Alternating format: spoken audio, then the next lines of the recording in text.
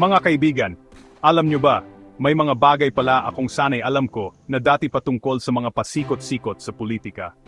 Heto ang pinakahuling balita tungkol sa impeachment ni VP Sara Duterte.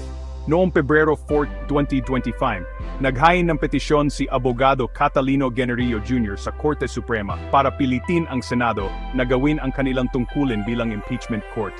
Ito'y matapos i-impeach ng House of Representatives si Duterte noong Pebrero 5 bago ang kanilang 4 na buwang bakasyon. Subalit, nag-adjourn ang Senado nang hindi sinisimula ng paglilitis.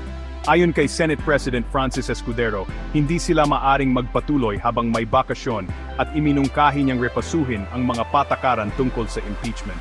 Si Professor Rene Sarmiento, isang eksperto sa konstitusyon, ay maring nagsasabi na dapat simulan agad ang paglilitis para maiwasan ang anumang gusot na maaring idulot ng nalalapit na halalan sa Mayo 2025.